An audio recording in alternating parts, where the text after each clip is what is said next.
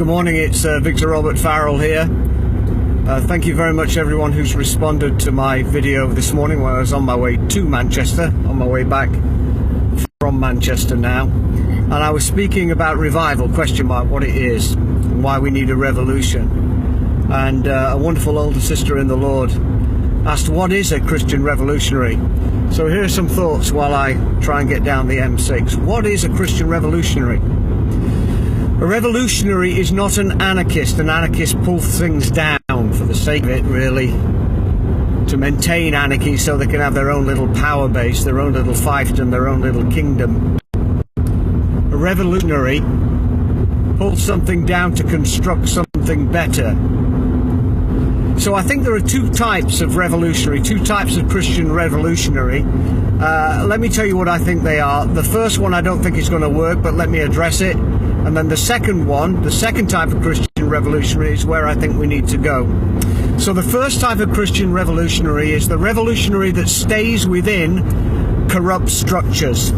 If I wanted to define corrupt structures, corrupt Christian structures, there would be those structures that house apostates, that foster heresy.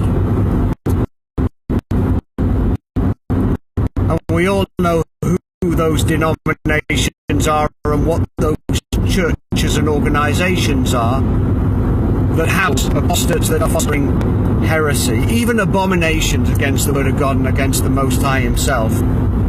So I do not think that people that stay within such corrupt structures can renew anymore. We've tried to renew these structures. We've tried to have even reformation of these structures over the last, in my experience in the United Kingdom, the last 20 to 25 years. There's been various reformed movements to try and reform the corrupt structures. They cannot be reformed, that's evident, and they cannot be renewed, that's also evident, and God will not revive them because there's nothing left to revive.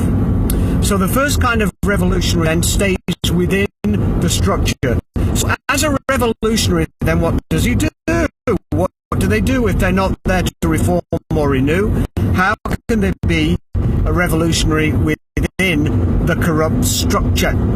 Well, there's 3 points there. First of all, they need to separate themselves from everything that is impure. Not privately, publicly. Not quietly, loudly.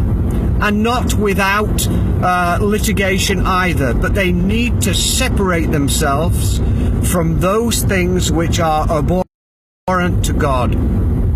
The second thing that they need to do is remonstrate. And this is where I'm saying don't do it privately, do it publicly.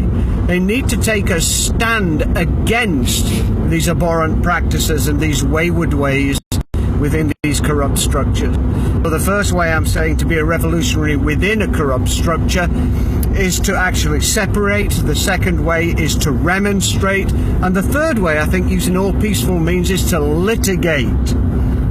Lots of these people and lots of these practices have been put in place and made legal and backed in the courts by the politically correct, anti-God, humanistic, sectarian, anti-Christian society in which we live. So where we can, we need to litigate against this and protect ourselves in that way. So the first kind of revolutionary that operates within the corrupt structures, he does this: separates, remonstrates. Of misconnection there, I hope I'm back. So I was saying, if you stay within the corrupt structures, you must separate, you must remonstrate, you must litigate, and I don't think that's going to work. So the second kind of revolutionary comes out from the corrupt structures and starts something new, which is why I'm trying to push first, and the preachers of the gospel need to come first. Church first. We need to be, in terms of the kingdom, quite nationalistic in that respect as well.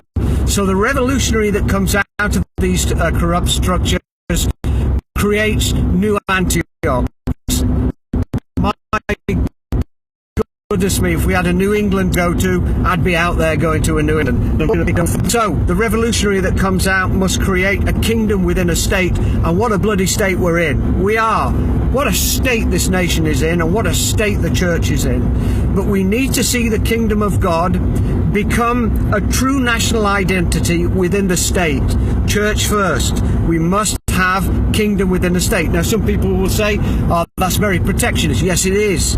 It's very protectionist, and it's very puritanical as well. I don't mind saying that, but we need to be that if we can preserve something that God can bless, if we can preserve something and prosper something that's going to be to the glory of God, because it will not happen within these corrupt structures. So we must start again a kingdom within a state, and within that we must begin new Antiochs. So, and the Acts of the Apostles and the early church, as we see the center of the Christian church move from Jerusalem out to this new entity, the bride of Christ, this coming together,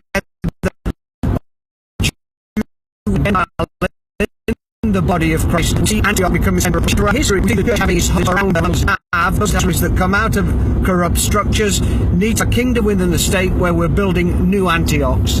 This is new Christian churches, new gatherings of Christian churches, which are as pure as a human can be this side of heaven, which are biblically correct, and which are there to honor and glorify God. This is the kind of revolution that we want. Now, I'm not naive enough to think that if we do this, the corrupt structures, the world and the devil will leave us alone. I don't think they will. I think they'll come after us. So what do we do if they do come after us? Guess what we do? We continue to separate, we continue to remonstrate, and we continue to litigate. But this time we can do it from a position of strength.